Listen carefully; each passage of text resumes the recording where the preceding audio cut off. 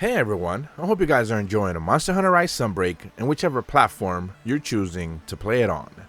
And today what we're going to be checking out is the very first official teaser from the directors as they are starting to talk about all of the new wave of updates that we are going to get as part of the bonus/6th free title update being added into Sunbreak, at the very least for Nintendo Switch and PC Steam when it comes to mid to late June. That is a window that we're expecting for all of these new updates to go ahead and drop for those specific consoles. PlayStation, Xbox, and PC Windows players will have to wait a little bit longer. And if you have been watching my channel, you should know that PlayStation, Xbox, and PC Windows players will be able to get both the 4th, 5th, and 6th free title update all dropped all at the same time. Somewhere around July is the window that we're expecting, but as of right now, that's still remaining unconfirmed. But essentially in this video, what I want to talk about is that director Suzuki took to social media and gave us the first teaser for the bonus free title update information that we are getting in June, essentially the last final big update. There will be minor updates. This is something that they spoke about in a later interview, I believe about a week ago, maybe about a week after, since the 5th free title update dropped. There is an interview that I want to translate that they gave some minor details, and essentially they did say there will be adjusting like glitches and stuff like that, maybe some balances, but like no new content will drop after this big major one, this bonus/6 free title update. So we knew that they were going to start giving us official information. There have been 4 videos that I made that are unofficial, aka data mines. So pretty much all that information is available on my channel. If you guys want to check it out, go ahead and do so. We know exactly what monsters are going to be part of this update. Most of the major changes that we're going to get, some event quests, some hazard quests, plenty of new stuff coming there. But officially they hadn't necessarily talked about it up until now. And essentially what director Suzuki took to social media and confirmed both in their Japanese and North American Twitter accounts is, in the English post they simply say, "Hey everyone, here is a bit of information from the bonus update. You will be able to hold up over 200 anomaly investigations at a time." Suzuki, director of Monster Hunter Rise Sunbreak. And both the Japanese and the English posts read the same, so there's no real difference there. They do call them in Japanese puppet investigations. People were a little bit confused as to what that means, but it just means anomaly investigation quest. They go ahead and attach an image, however, and we get to see that there is a Great Isuchi level 300 quest being showcased there. Pretty funny that they're showcasing a lot of high level, low, I guess difficulty monsters, you could say tier 1, tier 2 type monsters. A1, A2, A3 quests are usually harder to get unless you're like farming them specifically, since everyone is mostly just farming monsters that are, you know, A7, A8, A5, A6, because they give you the most amount of experience.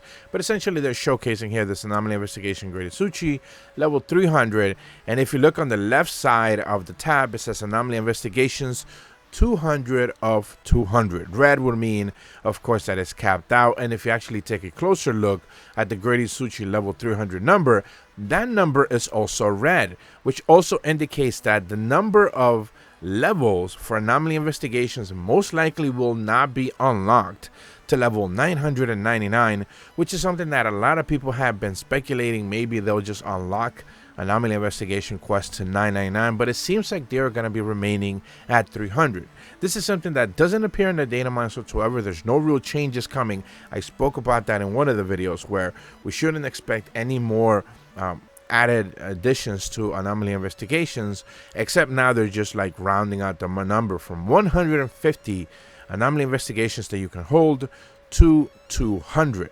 Now, one of the issues, though, and this is something that has been a little bit of a side effect as the 5th free title update went live, is that they introduced the option for monsters through anomaly investigations to appear in arena battles. So essentially, in this example that they gave us here, you have this Great Isuchi fighting in the Shrine Ruins, and they usually appear in all of the normal maps: the jungle, the citadel, the Shrine Ruins, volcano, you know, Isley, islands, whatever. You know, all of those are not a problem. However, many people, and if you have been grinding anomaly investigation levels like myself, I'm up to like 275, I think.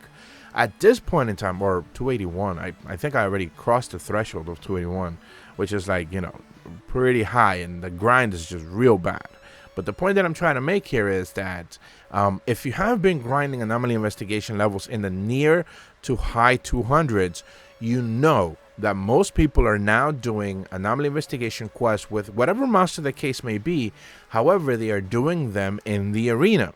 And one of the things that the arena battles give you is very little access to pick up, like, you know, herbs or mushrooms or mining or any of those things that would have anomaly glowing spots where you actually have a better chance to trigger to unlock a brand new quest. Remember, these are all RNG driven, so you're constantly getting new quests. If you're doing them in the arena, there's a very little chance of you being able to pick up any of those extra ones, so you're never going to max out your anomaly investigation quest finds if you're doing arena quests. Now, some monsters are very easy to like break parts of, like Pyrarachnakadaki, for example, Seething Bazelgeuse.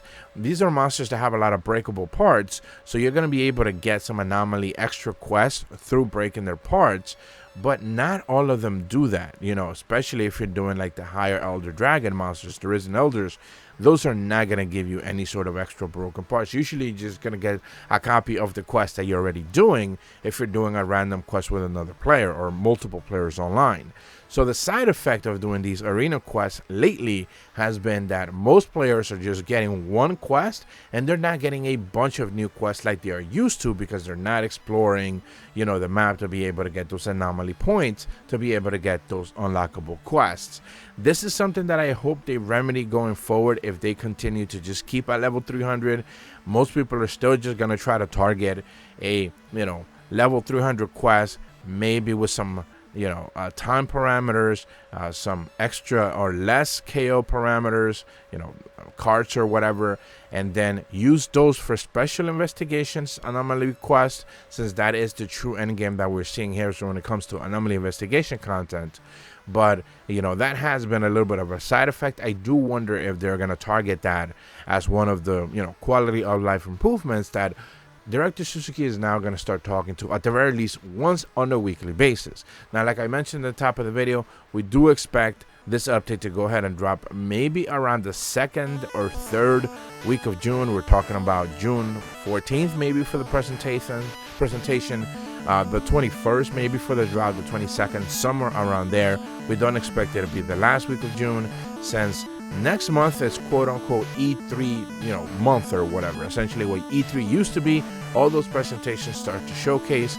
So, you know, we expect Capcom to have some type of showcase presentation. There has been rumors about that already. I want to make a separate video and discuss everything that we can expect to see there, and if Monster Hunter 6 will be part of this presentation. But that's about all the information that I have for you guys today. I'm excited to see more updates for Sunbreak, and hopefully the Swan Song is a good one. If you're brand new to my channel, though, be sure to leave a like and subscribe. Hit the bell to receive notifications when the videos go up. And as always, thank you so much for watching. See ya.